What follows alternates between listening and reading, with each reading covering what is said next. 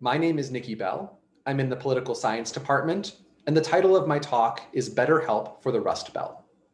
I grew up in Erie, Pennsylvania, a classic post-industrial city in the northwest corner of the state. When I was growing up, one of the largest employers was the General Electric Locomotive Factory. At its height, the plant employed more than 3,000 people until 2009, when GE announced that it would lay off 2/3 of the workers at this plant and transfer production to cheaper facilities elsewhere. Over the next 10 years, there were more layoffs, the plant was sold, all over the objections of organized labor. This is a photograph from one labor action at the plant. And in 2016, 52% of voters in Erie County chose Donald Trump for president, the first time that Erie County had gone for a Republican for president since 1984. Of course, what happened in Erie isn't unique. You can find similar stories across the Rust Belt. And my research is about how we can better help people and communities hit hard by international trade. I focus on a program called Trade Adjustment Assistance, or TAA. That's for any worker whose job is lost or threatened because of globalization. It is the Cadillac of unemployment benefits.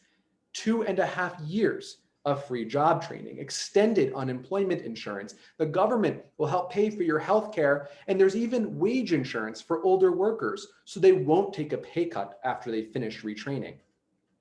If you've never heard of this program, you're not alone.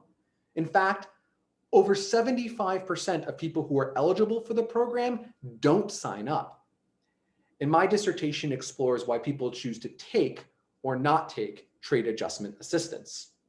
To answer this question, I traveled to a post-industrial region of Pennsylvania and interviewed unemployment officials and displaced workers.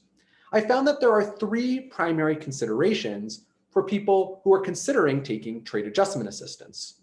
The first is whether they need the benefits. The second is whether they can access information about the benefits.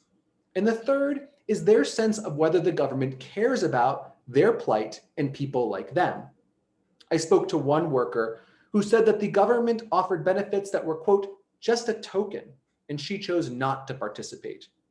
Another worker I spoke to said that her experience working with the unemployment officials made her feel that the government, quote, feels for the loss of American jobs, and she did retrain. I argue that for us to help trade adjustment assistance reach more people, the government needs to show more empathy and more concern for people's difficult circumstances after a trade loss and show them how TAA can help them get back on their feet.